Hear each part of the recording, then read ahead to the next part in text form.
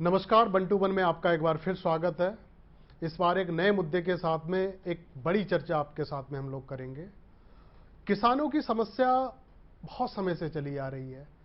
कई किसान नेता आते हैं, कुछ जब मूवमेंट बड़ा हो जाता है उनके साथ लोग जुड़ जाते हैं तो वो धीरे धीरे सियासत की तरफ चल जाते हैं, किसानों को पीछे छोड़ देते हैं। किसान भी पीछे छूट जाते हैं, उनकी समस्याएं भी पीछे छूट जाती हैं। एक और ऐसा मूवमेंट कई सालों से चल रहा है, इस समय भी चल रहा है, जो अनिश्चितकालीन के लिए मूवमेंट शुरू हुआ है। उनकी अगुवाई देश के जाने माने किसान नेता सरदार भीम सिंह साहब कर रहे हैं। कई संगठन ऐसे हैं जो सब संगठनों को एक मिला के राष्ट्रीय किसान मजदूर संगठन बना हुआ है, जिसके संयोजक भीम सिंह साहब हैं। सिंह साहब हमारे साथ आज मौजूद हैं बात करने के लिए। नई चीजों को लेकर जो सरकार अध्यादेश ला रही है उन पे इनकी कुछ आपत्ति है, किसानों को कुछ आपत्ति है। बिंदुवार तरीके से हम इनसे पूछेंगे कि इनकी समस्याएं क्या हैं, किसानों की समस्याएं क्या हैं। सिंह साहब, 1-2-1 में आपका बहुत बहुत स्वागत है। बहुत बहुत शुक्रिया। अब क्या दिक्कत हो गई है? सब कुछ ठीक ठाक तो चल रहा है, कोई नया अध्यादेश जो ला रहा है सरकार कह रही है कि बहुत अच्छा है, फिर आपको आपत्ति हो गई, फिर आप रोड पे आ गए। नहीं सिंह साहब, मैं ठीक है, आपने जो कहा ये समस्याएं हैं। मैं आपकी पूर्व की समस्याओं पे जाना चाहता हूं। मुझे लग रहा है पिछले साल भी आपका बहुत बड़ा मूवमेंट था, जो आप संसद तक मार्च कर रहे थे। फल क्या निकल रहा है? वही वैसा इस बार भी हो रहा है? इससे पहले बिंदुवार तरीके से देखें, आप जब मध्य प्रदेश का मामला होता वहां भी आप कुछ करते हो, तो मुझे लग रहा है कोई फर्क सरकार पे पड़ता दिखाई नहीं दे रहा है।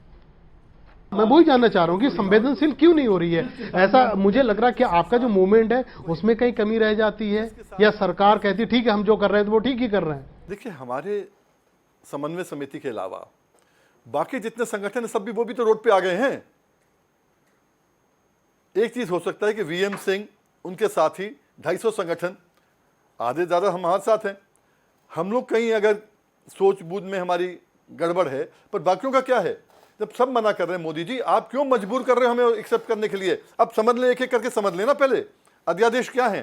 नहीं, अध्यादेश के बारे में मैं जानना चाह रहा हूं। आपने 3 अध्यादेश बताए, मैं वो आप एक एक करके बताइएगा कि हर अध्यादेश में क्या समस्या है, क्या दिक्कत है और क्या अच्छाई चीजें हैं उसमें। देखिए, पहले तो बात कर लें एसेंशियल कमोडिटीज एक्ट, आवश्यक वस्तु अधिनियम 1955। इसमें 2 चीजें बड़ी थी। आवश्यक वस्तु क्या थी? गेहूं भी थी, चना भी थी, दालें भी थी, ऑयल सीड भी थी, जो तिलहन दलहन जो है वो भी था, गेहूं भी था। इसमें जो है आलू भी था, प्याज भी था। अब आपने क्या किया? इन सबको निकाल दिया, आवश्यक वस्तु नहीं रहे। अब आप समझिए मुझे, मोदी जी ने कहा नहीं, ये चीजें सारी निकल गई। निकल गई। जब आवश्यक वस्तु नहीं रहेंगे, मोदी जी ने कहा 5 किलो चावल दूंगा, 5 किलो मैं तुम्हें गेहूं दूंगा। जब आवश्यक वस्तु नहीं, क्यों दे रहे हो आप? और अगर आप आवश्यक वस्तु, आप समझ लीजिए बड़ी चीज, किसानों को क्या, देश को समझना चाहिए कि अगर आवश्यक वस्तु नहीं है तो आपको नहीं मिलेगा। अगर नहीं मिलेगा तो पीडीएस में नहीं आएगा। आवश्यक वस्तु भी पीडीएस में आते हैं ना। जब पीडीएस में नहीं आएगा तो आप खरीदोगे नहीं।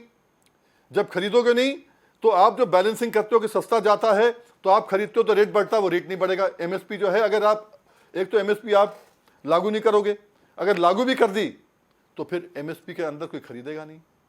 इसका एक थोड़ा उदाहरण आपको दे दूं मैं। आज मक्के की एमएसपी का रेट 1760 रुपए प्रति क्विंटल है। मध्य प्रदेश, राजस्थान, बिहार, यूपी, हरियाणा, जहां जहां मक्का होता है 700 750 का बिक रहा है। ठीक है, 750 का बिक रहा है, 1000 तक गया। इंपोर्ट चालू हो गई, मक्के की इंपोर्ट भी आपने चालू कर दी तो 700 में वापस आ गया। अब आप बताइए मुझे, अगर 700 750 को खरीदेंगे ये, और कौन खरीदेगा? उद्योगपति खरीदेंगे, छोटा व्यापारी नहीं खरीदेगा।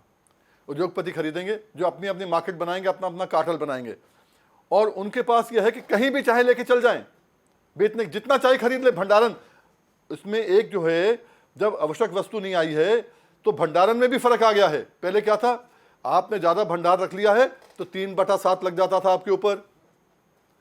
ठीक है, अब नहीं लगेगा। जितना गेहूं इकट्ठा करना कर लो, जितना धान करना कर लो, जितना आलू इकट्ठा करना कर लो, जितना प्याज करना कर लो। जब इकट्ठा कर लिया, जब रेट प्याज का 40 रुपए से 200-250 रुपए हो जाएगा तब निकालेंगे। मिनिमम जो आपने नहीं, तय वही किया तो है। सर, वही तो कारण है किसान का। जब उसका जो जितनी लागत लग रही है, मेरे ख्याल से उस उतना भी उसको कीमत नहीं मिल पा रही है। बिल्कुल तो वही। यही वजह, आप रेशो देख लीजिएगा, जो एक किसान का, जो अब की जो नई पीढ़ी है वो किसानी करनी ही नहीं चाहती है, वो दूसरे क्षेत्रों में जा रही है। दूसरे क्षेत्रों में जाने का मतलब साफ है, स्पष्ट है कि जब वो क्यों खपाए, अपना जीवन क्यों खेतों में खपाए, क्योंकि ना उसको कीमत मिल पा रही है, घाटे का सौदा है। कौन करेगा? सब कुछ ठीक ठाक है। कोरोना में जब सब घर के अंदर थे, हमने खाना खिलाया। कोरोना में जब सब घर में छुपे हुए थे, हमने उनको भरपूर खाना दिया, आगे के लिए भंडारण दिया। आप 20 लाख करोड़ की बात करते हो, मोदी जी बात करते हैं कि 20 लाख करोड़ का राहत पैकेज देंगे, उसमें किसानों को क्या दिया, क्या मिला? और आपने दिए। हमने सोचा था कि हमारी मांग थी कि पूरा कर्जा मुक्त करेंगे, 1.5 गुना लागत का दाम देंगे। मोदी जी ने अपना मैनिफेस्टो में लिखा था, उन्होंने हर मीटिंग में कहा था, हमने कहा पूरा करेंगे। उनने क्या किया? 3 अध्यादेश ले आए। कौन से अध्यादेश ले आए? हमारे घर में आग लग गई। अब बचाने भी नहीं निकलेंगे तो क्या करेंगे भाई? आज जो अध्यादेश आए हैं, आप देखो ना, किसान को बर्बाद कर देंगे। हमारे बच्चे जो हैं, उनके पास नौकरी नहीं है, जिनके पास नौकरी थी उनकी नोटबंदी में चले गई, कोरोना में चले गई। मोदी जी ने कहा नौकरी देंगे, जितनी देने की बात की थी उससे ज्यादा नौकरी चले गई। अब खेती जो है, आप देख रहे हो ना जीडीपी अपना, अगर खेती नहीं बचाए तो हिंदुस्तान क्या करेगा आज? उसके बाद में भी अगर आप किसानों को कहो ये 3 अध्यादेश तुम्हारे लिए अच्छे हैं, हमने कहा नहीं, पूरा देश कह रहा नहीं है। और मैं आपको कहूं रमेश जी, अखिल भारतीय किसान संघर्ष समन्वय समिति 250 किसानों का, संगठनों का एक समूह है, जिसमें राष्ट्रीय किसान मजदूर संगठन मेरा भी है। हम सब ने सोच समझ के अध्यादेशों को नाप तोल के देखा है। इससे तो पूरा देश बर्बाद हो जाएगा, किसान बर्बाद हो जाएगा। किसान बर्बाद तो देश बर्बाद। आप कहो नहीं तुम्हारे लिए अच्छा है, बार बार कहो अच्छा है। अच्छा कहने से अच्छा नहीं होता। अगर आपने अपने ऑफिस में, अपने चैनल में किसी को 1000 रुपए की उन्नति दे दी, वो मना नहीं करेगा, फटाफट पकड़ लेगा। अगर हमारे फायदे का होता हम पकड़ लेते, हम विरोध नहीं करते। विरोध लाठी खाने के लिए आज गारंटी। वही हम अच्छा चाहते अच्छा, हैं। मैं वही चाह रहा वही हम था चाहते कि हैं। गारंटी की मांग आपकी यही है। जी। अगर कम कीमत पे अगर कोई बेचता है या सरकार लेती है तो उस पे ये चीजें लागू होगी। नहीं, एक सवाल सर इसी में सब वो निकलता है, आपने जिस तरीके से कहा कि खेती से जो ऊब रहे किसान, उसी का तोड़ सरकार ने निकाला है कॉन्ट्रैक्ट खेती, जी। अनुबंधित खेती। ये तो बड़ा सर, अगर ये लागू हो जाता है तो हम जिसको खेती कृषि प्रधान देश कहते हैं, वो तगमा ही हमसे हट जाएगा। उद्योगपति प्रधान देश होगा। उद्योगपति प्रधान देश होगा ना वो। नहीं, मैं आपको बताता हूं रमेश जी, आप उस इलाके से आते हैं, क्योंकि मैं तो आपको जानता हूं बहुत साल से, जो गन्ना का इलाका है। और मैं गन्ने की लड़ाई लड़ रहा हूं आज 30-35 साल से, सबको मालूम है। गन्ने में अनुबंध, ये अनुबंध ऐसा नहीं कि मोदी जी पहली बार लेके आ गए हमें खड़ा करने के लिए। गन्ना किसान आज 67 साल से, 67 ईयर्स से, 67 साल से अनुबंध कर रहा है सोसाइटी के माध्यम से। मिल के साथ, मिल कौन है? कॉर्पोरेट है, उनके साथ अनुबंध कर रहा है। अनुबंध कैसे करता है? फॉर्म सी का एग्रीमेंट साइन करता है, उस एग्रीमेंट के तहत ही गन्ना देगा, वरना गन्ना नहीं देगा। सब कुछ लिखा होता है, इतने दिन में पेमेंट होगी, ये होगा, वो होगा, पर मिल रहा है क्या? देर सवेर कोर्ट जाने से मिलता है। और ये जो नया अनुबंध लेके आए ना मोदी जी, उसमें साफ लिखा है आप कोर्ट नहीं जा सकते। अगर कोई विवाद होगा कोर्ट नहीं जा सकते, कहां जाओगे? आपकी अपनी खेती है, दे रहे हो, बावजूद भी एक ऐसी बंदिशें डाल दी है, मतलब कोई कानूनी कार्रवाई आप कर नहीं सकते हो, उसकी मनमानी जो है वो करे। वही, तभी हम रोड पे आए हैं, तभी हम रोड पे आए हैं कि हम उसमें एक और चीज आ गया है। ऐसा ही अनुबंध आया था 1990-91 में, जब आपको याद है कि भाई नरसिम्हा राव जी के टाइम पे जो हुआ था कि भाई देश ओपन हो जाएगा, व्यापार ओपन हो जाएगा। पेप्सिको आई थी हिंदुस्तान में, हरियाणा में, पंजाब में, वगैरह वगैरह। बाद में गुजरात भी चले गए, महाराष्ट्र भी चले गए ये लोग। इन्होंने अनुबंध किया किसानों के साथ और कहा टमाटर लगाओ और आलू लगाओ, चिप्स बनाएंगे, केचप बनाएंगे, फलां बनाएंगे, हमारे पेप्सी में जाएगा, तुम्हें ज़्यादा पैसे देंगे। रेट उनका अपना, बीज का, खाद का रेट उनका अपना, किसान ने ले लिया। जब बेचने की बारी आई, उन्होंने कहा नहीं नहीं नहीं नहीं, ये तो आलू मोटा है, इसका चिप्स नहीं बनेगा। ग्रेडिंग कर दी उन्होंने, ये नहीं, बेकार, हम नहीं ले रहे। जैसे अपना धान का होता है, उठा के बोलते भाई बेकार है। तो उसमें क्या हुआ? किसान लुट गया, मर गया। और आज की तारीख के अंदर अभी भी वही हो रहा है। जब किसान का आप 1 मिनट के लिए अनुबंध भी कर लोगे, उद्योगपति आ जाएंगे, वो खेती कर लेंगे।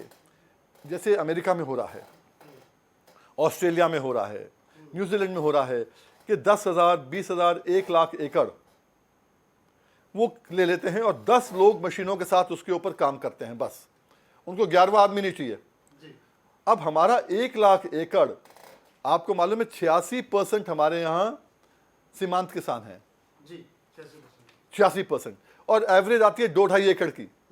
तो अगर 50,000 लोग 1 लाख एकड़ से जीविका अपनी जीते हैं, चारा लगाते हैं, भैंसों को चारा देते हैं, दूध बेचते हैं और जीविका आती है, उनकी जीविका खत्म हो जाएगी अगर 1 लाख एकड़ वहां चल जाएगा। 50,000, 1 लाख एकड़ में 50,000 लोग की जीविका खत्म हो जाएगी और एक आदमी मजबूत हो जाएगा। एक छोटे से ब्रेक के लिए रोकेंगे, ब्रेक के बाद में फिर से सवालों का सिलसिला जारी रहेगा। 100% प्लेसमेंट के साथ हम देंगे आपको मौका। Live 24 media institute, admission open. Registration के लिए कॉल करें 9560464170, 9560464170। ब्रेक के बाद आपका फिर स्वागत है। सिंह साहब, ये जो सारी चीजें हो रही हैं, सरकार चाहती है, पीएम मोदी साहब चाहते हैं कि कुछ ऐसा प्रयोग कर रहे हैं खेती के लिए, कुछ उन्नति हो हमारी, जैसे कनाडा हो गया, अमेरिका हो गया। यहाँ के किसानों की समस्या ज्यादा नहीं होती है, वहां की व्यवस्था कुछ अलग है। वैसे ही तो पीएम मोदी साहब करना चाहते हैं, आपको दिक्कत कहाँ है? हाँ, तो वही बताओ ना, आप लोगों की दिक्कत क्या?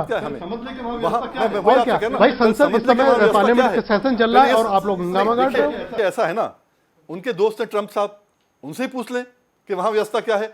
जो अनएम्प्लॉयड आदमी है उसको 1 हफ्ते का $600 से $700 का भत्ता मिल रहा है अनएम्प्लॉयड को। नहीं, किसान सुन लीजिए, अनएम्प्लॉयड, अरे किसान जब अनएम्प्लॉयड हो रहा है, बच्चे अनएम्प्लॉयड नहीं है आज, तो उनको जब 40-50 हजार रुपए के ऊपर मिल रहा है एक हफ्ते के अंदर बेरोजगार भत्ता, तो किसान को, अगर आप वहां पर, तो किसानों को मिलियन डॉलर्स मिलते हैं। आप ये बात मत करो, छोड़ो। अभी हम जी, मतलब ही नहीं है कहीं भी, मतलब यहाँ की कंपैरिजन है ही नहीं, कहीं से कंपैरिजन नहीं है। इनको देखो, हाँ, मैं उस पे ही आ रहा था। ये वन नेशन वन मार्केट हर चीज में आ रही है। One nation one pension, one nation one market, इनका हर वन नेशन वन जीएसटी आएगा, वन नेशन वन। अरे तुम्हें करना है तो वन नेशन वन एमएसपी कर लो ना। किसान अगर करना है तो वन नेशन वन एमएसपी करो। आपने कर दिया वन नेशन वन मार्केट। जैसे मैंने पहले बताया आपको, 86% सीमांत किसान है। और उसमें आप एक उदाहरण, देश सुन ले, गलत हो तो किसानों को बोलिएगा। अभी मक्का आया जुलाई और अगस्त के अंदर, मैंने आपको बताया, ठीक है। ये अध्यादेश कब आए? जून में आए, 5 जून को आया अध्यादेश, 5 जून को आया। ये कानून बन गया था वन नेशन वन मार्केट। प्रधानमंत्री सब ने बहुत चीख के कहा वन नेशन वन मार्केट। तो मक्का का किसान कहां बेचने गया? 700 को क्यों बेच रहा है? जहां 2000 मिलता वहां क्यों नहीं गया? अरे उसकी हैसियत ही नहीं है, वो अपने घर से मंडी तक लेके जा नहीं सकता। वो टेम्पो में लेके जाता है, किराया देके वहीं कहीं डाल देता है, उसको वेटिंग का किराया देना भारी पड़ता उसको। भाई ये बाहर नहीं जा सकता। तो वन नेशन वन मार्केट जो मक्के में एक्सपेरिमेंट हो गया ना, एक्सपेरिमेंट फेल हो गया आपका मोदी जी, अब छोड़ दीजिए इसको। ये एक्सपेरिमेंट फेल हो गया। और आप देखो ना कोरोना के अंदर, कोरोना में क्या होता है, पहले वैक्सीन की टेस्टिंग होती है और फिर पे एक्सपेरिमेंट किया जाता है। आपका एक्सपेरिमेंट फेल हो गया, हम पे टेस्टिंग मत करो भाई, हमने देश को खिलाया है। ये चीजें जो हैं, बेशक आप लोगों को लगता है कि मोदी जी ठीक कर रहे हैं, पर मोदी जी पे हम विश्वास कैसे कर लें? हमें नहीं लगता, मैं बता रहा हूं, मोदी नहीं, हमें नहीं लगता, हम तो आपसे पूछ रहे हैं सर। लगता है, हाँ, अगर हमें लगता, आपको लगता, तो आप इतना बड़ा मूवमेंट क्यों कर रहे होते? क्योंकि देखो, आप पूरे उन किसानों को रिप्रेजेंट कर रहे हैं जो वास्तव में जिनकी आवाज आगे पहुंच ही नहीं पा रही है। रमेश भाई समझिए, किसी आदमी की बात सुनने से पहले, आज अगर किसान मेरी बात सुनता है तो 35 साल से उसके लिए घर के अंदर कम से कम किसान सुनता नहीं सर, विश्वास करता है। नहीं, किसान सुनता नहीं सर, विश्वास करता। किसान आपको, आप पे विश्वास इसलिए करता। मैंने पहले सेगमेंट में जब मैंने स्टार्ट करा था तो एक बात कही थी, मैंने कहा कई किसान ऐसे थे किसानों के जरिए नेता बने। अब जब वो नेता बन गए, संसद तक पहुंच गए, विधानसभा तक पहुंच गए, जो पीछे उनके साथ में जो नारा देने वाले किसान थे, माफ कीजिएगा आप, ये सच्चाई है, वो सारे के सारे किसान आज उसी हालत में हैं। उनको रिप्रेजेंट करने वाले, उनका अगुवाई करने वाले वो नेता बन गए। मैं आपकी बात से सहमत हूं। मैं तो एक चीज और बोलता हूं, आज तो ऐसे ऐसे किसान नेता बन गए भाई जिन्होंने कभी खेती नहीं करी। छोड़िए उस बात को छोड़िए, पर अभी हम अपनी बात करें। मोदी जी, वीएम सिंह को बताओ कि वो आप पे विश्वास क्यों करे। आपने एक फ्लैगशिप योजना लेके आए थे, प्रधानमंत्री फसल बीमा योजना, और मैं सबसे कहना चाहता हूं 2014 में मेरा ये संगठन था जिसने मोदी जी को सपोर्ट किया। बाकी जितने बीकेयू वगैरह थे सबने कांग्रेस के साथ थे, हमने सपोर्ट किया, खुल के सपोर्ट किया। उस समय आप लेके आए पीएम फसल बीमा योजना। क्या हो गया उसका हश? वो कंपनियां 80% मुनाफा कमा रही हैं और किसान बर्बाद हो रहा है। आप ये नहीं कर पाए अभी कि एक विलेज यूनिट होता है उसका। ऐसा है कि अगर गांव के अंदर 500 लोगों ने बीमा लिया है और 500 की फसल नष्ट होगी तो बीमे का पैसा मिलेगा, अगर एक भी बच गया तो पैसा नहीं मिलेगा। कभी ऐसा तो नहीं होता सर। तो आप जिस जगह से विधायक रहे हैं, पास का इलाका है, जिला है लखीमपुर खीरी, मुझे लग रहा बहुत ज्यादा गन्ना वहां पे होता है। आज स्थिति वहां ऐसी है, 5, 6, 10 साल पुराना भी किसानों का, गन्ना का किसान जो है वहां पे, उसका बकाया है, आज तक नहीं मिल पाया। ये तो आपके क्षेत्र है ना जहां से आपने विधायक रहे हैं, आप बताइएगा। रमेश भाई, पीएम और वीएम में बहुत फर्क है। नहीं, सुन लीजिए मेरी बात। पीएम लखीमपुर खीरी में गए थे, उन्होंने कहा था कि मैं 14 दिन में पेमेंट कराऊंगा वरना ब्याज दिलवाऊंगा। 17 में कहा ना उन्होंने। जब कहा तो मोदी जी उसको लागू करो, उसका विधेयक लेके आओ। अब जब कोरोना में लेके आए हो, उसकी जरूरत है, लोगों को पैसा चाहिए है, 20 लाख करोड़ में से उसका पैसा उनको दिलवा दो। अगर है, आपने कहा जीरो बजट, 2 साल पहले आपने कहा डबल इनकम हो जाएगी, जीरो बजट की फार्मिंग होगी, खूब तालियां पिटी इसी सदन के अंदर, पार्लियामेंट में। सुना, उसके बाद सुना आपने जीरो बजट के बारे में? कभी मैंने नहीं सुना। कभी लैंड एक्विजिशन बिल आप लेके आए, 3 आपने ऑर्डिनेंस लेके आए, जेपीसी के बाद आपने उनको भी छोड़ दिया। आपने कर्ज मुक्ति की बात करी, और मैं ये जो बात कर रहा हूं अगर आपके पास नहीं हो, इनके फाइल शॉट्स मैं भेज दूंगा आपको। प्रधानमंत्री ने कहा मेरी सरकार आएगी, पहला काम, उस समय योगी जी थे नहीं, मोदी जी के नाम पे वोट पड़ा था, जब उन्होंने कहा था कि नोटबंदी से गरीब अमीर सब बराबर हो जाएंगे। याद है आपको? कितने बराबर हुए? हम वो बात नहीं कर रहे, पर उस समय की बात उन्होंने कर्ज मुक्त मेरी सरकार करेगी आते साथ। किसका कर्जा मुक्ति हो गया? ये सब चीजें हैं। हम विश्वास कैसे करें मोदी जी आप पे? आप बताइए ना।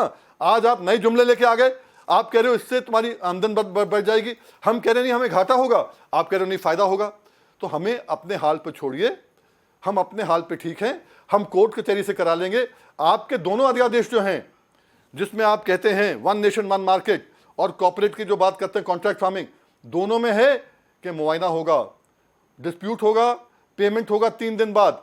गन्ना किसान 14 दिन के बाद पेमेंट लेता है ना, 14 महीने हो जाते हैं। 14 महीने ये छोटे किसान के पास कोई है कि 10 क्विंटल 20 क्विंटल बेच रहा है, 3-4 महीने लड़ता रहे, और उसके बाद आप क्या कहते हैं? आप कोर्ट नहीं जाओगे। इसमें कोर्ट बैन है, मालूम है ना आपको?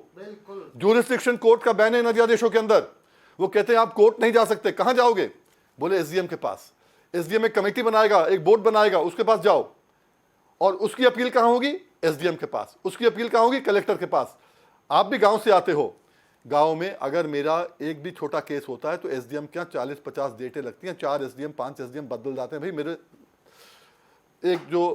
एक आदमी केस डालता है एसडीएम के यहाँ, और बाबा ने केस डाला था, पोता भुगतता है तारीख है जो कहते हैं। तो कहां हमें फंसा रहे हो? हमें नहीं चाहिए ये अध्यादेश भाई।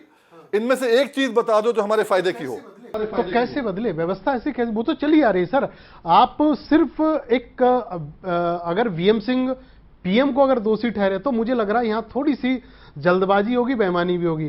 कांग्रेस ने भी वैसे ही करा, कमोवेश जो जितनी भी पार्टियां केंद्र में आई है, राज्यों में आई है, सब लोगों ने ऐसे करा, किसानों को ठगा। आपने बिल्कुल सही कहा। एसडीएम के पास में अब कोई समस्या लेके जब किसान जाता है तो उनको सिर्फ मिलती है डेटें और कुछ नहीं है।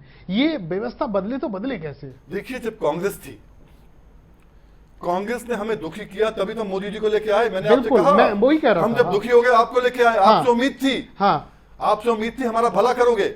अब अगर आप ही आज ये हाल कर दोगे कि मेरा घर जल जाएगा तो मैं अपना बचाने के लिए बाहर तो निकलूंगा ना भाई, या मैं उसमें राख हो जाऊंगा, ये तो मुझ पे विवेक छोड़ दो ना।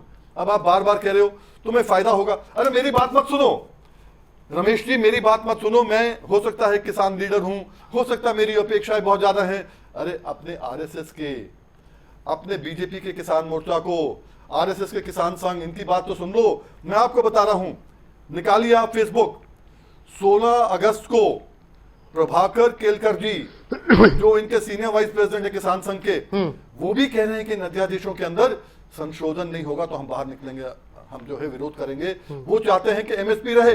अरे एमएसपी नहीं रहेगा किसान बर्बाद हो जाएगा। एमएसपी रहे, वो चाहते हैं कि हमें अच्छा रेट और भी मिले, नहीं तो एमएसपी कम से कम इतना तो मिले, उसकी गारंटी तो हो जो आप और हम बात कर रहे हैं। अभी सेटिस्फाई वो भी ये कह रहे हैं जो अभी जो मिला जा रहा है, क्योंकि मुझे लग रहा है जब धान की फसल कटती है तो 1 महीने पहले सरकार की तरफ से रेट डिक्लेयर कर दिया जाता है। अब जब धान की फसल आ जाती है फिर मंडियों का देखिएगा क्या होता है। सपोज दैट 2000 रुपए अगर क्विंटल का रेट अगर फिक्स हुआ है तो मंडी में सिंह साहब वो 2000 किसानों को नहीं मिल पाता है। उसके अंदर बिचौलिए इतने हैं, वो मेरे ख्याल से रेट आते आते 14 या 1500 उसके पल्ले पड़ पाता है, और वो भी नगद नहीं मिल पाता है। आप और मैं वही बात कर रहे हैं जी। मेरा विरोध भी तो वही है। आज जो मंडियों की बात करते, एपीएमसी की बात करते, मोदी जी बार बार कहते इनका विरोध था एपीएमसी से, हमने एपीएमसी हटा दिया। मेरा कहना यह है, अगर वीएम सिंह बीमार है तो वीएमसी को मार मत डालो, उसको इलाज करने की बात करो। एपीएमसी हमने कहा कि एपीएमसी में जैसे आपने कहा कि अगर 1855 रेट है, 1500 मिल रहा है, तो गारंटी दो कि 1855 मिलेगा। यही बात है ना आपकी मेरी, नहीं हमारी मांग भी वही है। पर अब मोदी जी कह रहे हैं, अब मोदी जी कह रहे हैं एपीएमसी में तुम्हें टैक्स देना पड़ेगा, तो एपीएमसी हमने खत्म कर दी है, बाहर से दे लो। अब बाहर का कार्टेल आपको मालूम है पूरनपुर, सुन लीजिए, कुछ भी अगर 1% 2% अगर आप टैक्स लगा देते 1% भी, हाँ मुझे लग रहा कोई नुकसान नहीं है, नहीं है नुकसान, गारंटी जब आपको दो, बिल्कुल सामने वाला बिचौलिया चोरी नहीं करेगा आपके दाम में। मैं बिल्कुल आपके साथ सहमत हूं, और यही हमारी लड़ाई है। लड़ाई हमारी यही है कि आज की तारीख में अगर ये मंडियां खत्म हो जाती हैं, बोले हम खत्म नहीं कर रहे, अरे जब बिना टैक्स के बाहर खरीदेंगे, आपको मालूम है पूरनपुर में क्या होता है, जितने चावल मिल मालिक हैं सब यूनिट बन जाते हैं, एक कार्टेल बन जाते हैं। आज की तारीख में इतने से ऊपर नहीं लेंगे रेट, खत्म हुई बात। और गन्ना किसान की बात करें पूरे देश का, पूरे प्रदेश का, मिल जाते हैं, ये प्रशासन को भी अपने खाते में ले लेते हैं। एसडीएम और डीएम उनके खाते में ही होता है, उनके साथ मिला होता है। कोई किसान की अगर आवाज कहीं पे जाती है, शिकायत जाती है, वो फाड़ के फेंक दी नहीं। और मैं आपको बता दूं ना, जब ये कहें कि बाहर से होता है तो आपको रेट अच्छा मिलता है, चीनी मिल हमसे समझौता करती है, इसको हम ले लें एपीएमसी मान ले 1 मिनट के लिए, कि हाँ बाहर से जो होता है उसके बाहर जिसको बेचना बेचो, कितने का बिकता है कोल्हू में, अगर 300 का मिलता है चीनी मिल में तो कोल्हू में 200 का जाता है। कोल्हू वाले उस दिन आज का रेट 190, आज का रेट 180, जिस दिन चाहे लाइन लंबी हो गई रेट 160। तो वही हाल होगा किसान का। आज की तारीख की बात कर रहा हूं, लखीमपुर खीरी में और पीलीभीत में अभी धान आ रहा है, आने वाला है और आ रहा है, अगेती आ रहा है, उसमें लोगों ने चालू कर दिया कि 1100-1200 से ऊपर नहीं ले रहे, जबकि रेट है 1855 का। क्या करोगे? संघर्ष करना पड़ेगा, ये हमारा देश भी है। मैंने आपसे शुरू में क्या कहा था, मैंने कहा जब मक्के का रेट 1000 रुपए था तो इन्होंने इंपोर्ट बाहर से कर लिया तो 700 रुपए और आ गया। हमारे पास वैसे ही फालतू है, चीनी फालतू है, आप उसको इंपोर्ट कर रहे हो। मतलब ये पैदल करना चाह रहे हो किसानों में, भाई वही हमारी लड़ाई है। पूरा जीवन वो खपाता अपने में, उनको आप पैदल कर रहे हो। रमेश भाई, आज वही हम कहते हैं कि हम देश को खिलाते हैं, हमारी इज्जत तो करो, हमें बेवकूफ मत बनाओ। आज हमारे बच्चे जो हैं बेशक वो अनएम्प्लॉयड हो गए हैं, पर उनमें इतनी क्षमता है कि उनको मौका मिले तो देश भी चला सकते हैं, बढ़िया काम कर सकते हैं। पर आज वो नशे में जा रहे हैं, डिप्रेशन में जा रहे हैं, आज वो ड्रग्स में जा रहे हैं। आपने एक सुशांत राजपूत, उसकी डेथ हो गई, अफसोस है मुझे भी, एक जवान मौत हुई है, पर हकीकत क्या है, हमारे यहाँ 42,480 किसान और मजदूरों ने आत्महत्या करी है 1 साल में। उसके बारे सीबीआई इंक्वायरी कराओ ना, क्यों नहीं करा रहे? उसके बाद सीबीआई इंक्वायरी क्यों नहीं करा रहे कि ऐसी मौतें न हो, ऐसी मौतें फिर ना हो, ऐसी मौतें फिर ना हो। क्यों मौतें हो रही हैं? मौतें इसलिए हो रही हैं क्योंकि आपकी पॉलिसीज गलत हैं। आप जो हैं आप थोप रहे हो किसानों पर। किसान नेताओं को बुलाओ, उनसे बात करो, उनसे पूछो क्या है। अगर हम नुमाइंदगी कर रहे हैं तो कहीं ना कहीं हम लोग भी, किसान जो है बेवकूफ़ नहीं है कि हम जैसे को आगे रख रहा है। हमसे पूछो, हम आपको आप 4 साल आपको रहना मोदी जी, कोई नहीं हटा सकता आपको, आपके पास बहुमत है, पर इतना मत करो कि किसान खेती से हट जाए। अभी नड्डा जी ने कल कहा था दूरदृष्टि ये जो है ना अध्यादेश बहुत फायदा करेगा दूरदृष्टि में। अरे किसान को ही बहुत दूर कर देगा खेती से। नड्डा जी आप समझो तो सही, जिस दिन चाहोगे हम आपके समझा देंगे आके, या आप हमें समझा दो। समय एक और ब्रेक का हो रहा है। ब्रेक के बाद में हम सिंह साहब से पूछेंगे जो अध्यादेश जो अब आया हुआ है इन पे इनकी क्या दिक्कतें हैं, क्या समस्याएं हैं। ब्रेक के बाद में हम पूछेंगे। 100% प्लेसमेंट के साथ हम देंगे आपको मौका। Life 24 media institute, admission open. Registration के लिए कॉल करें 9560464170 9560464170। ब्रेक के बाद आपका एक बार फिर स्वागत है। सिंह साहब, ब्रेक से पहले हमने पूछा था आपसे कि ये जो अध्यादेश आए हुए हैं, 3 अध्यादेश हैं जिनमें आपकी आपत्ति क्या है। दर्शकों को आप तीनों के बारे में बताइएगा, इनमें तीनों में क्या है। देखिए, जो पहला वाला मैंने कहा था संशोधन जो है एसेंशियल कमोडिटीज एक्ट का 1955 का, उसमें बड़ा क्लियर है कि खरीद नहीं करेंगे। एसेंशियल कमोडिटी से ये सब चीज़ें निकल गई हैं बाहर। आलू भी निकल गया, प्याज भी निकल गया, चावल, गेहूँ, सब दालें सब निकल गई हैं। तो जब एमएसपी तब तक लागू रहेगी जब तक कि खरीद होगी।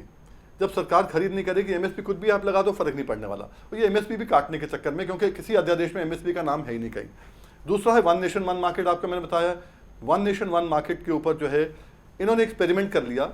मक्के के अंदर कोई वन नेशन वन मार्केट बाहर जा नहीं पाया जी, कोई कर नहीं पाया। ये कानून तो लागू था ना जी, तो छोड़ दीजिए।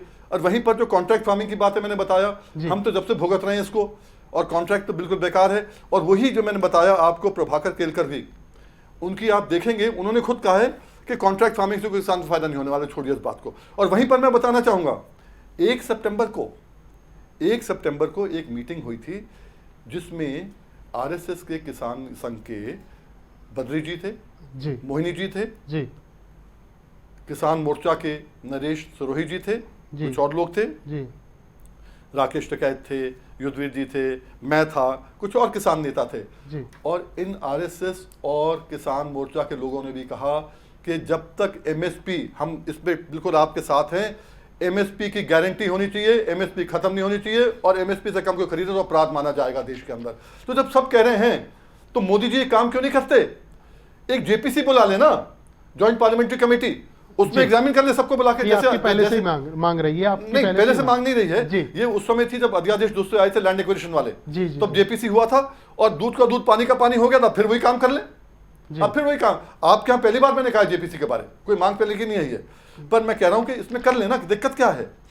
सिंह साहब, आखिरी सवाल आपसे, जब आप किसानों की समस्याओं को लेकर आह्वान करते हो तो आपके पीछे अनगिनत किसान बिना किसी लोभ लालच के आपके पीछे हो जाते हैं।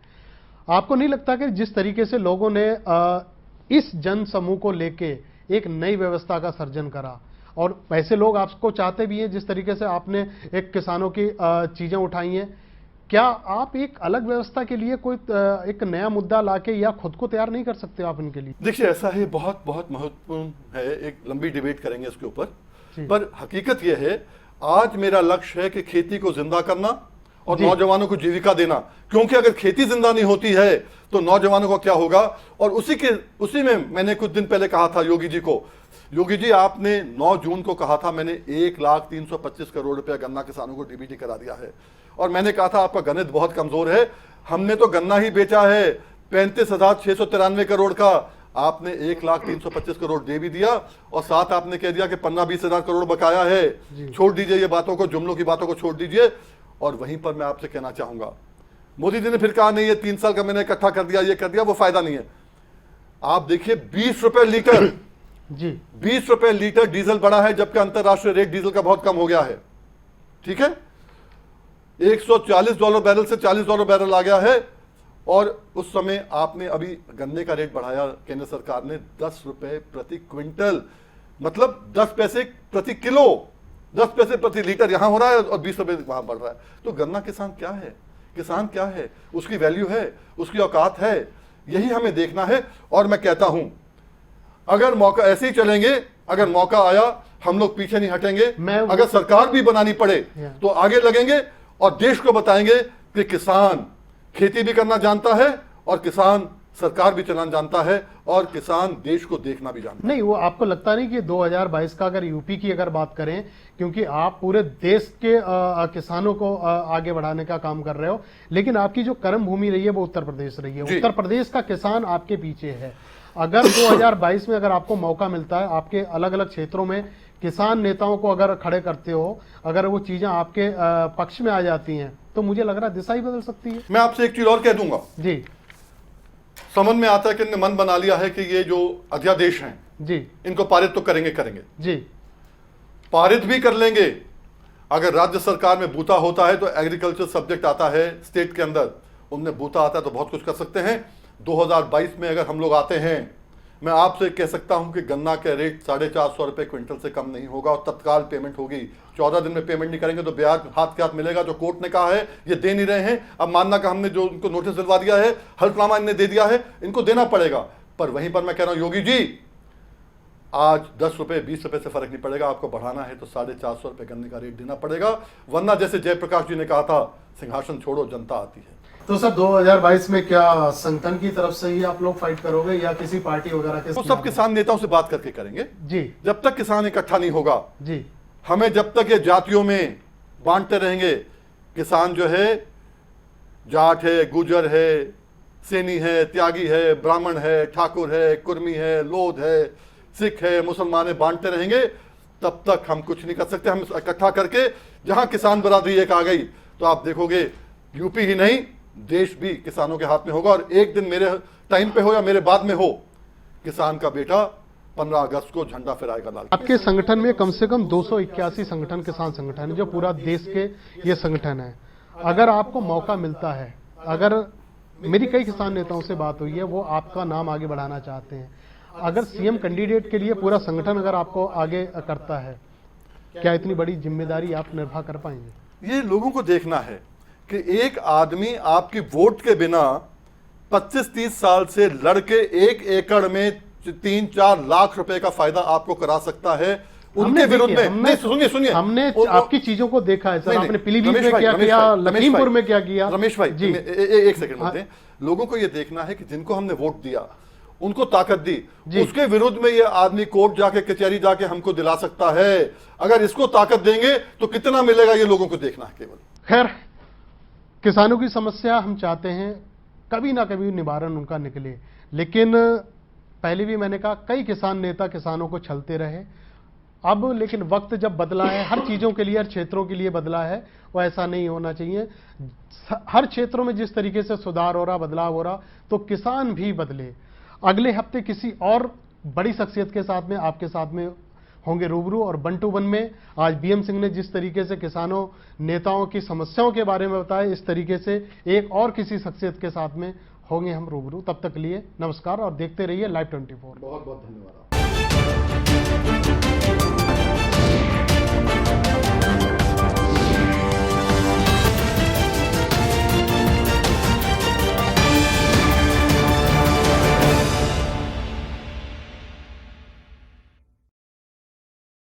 %100 प्लेसमेंट के साथ हम देंगे आपको मौका।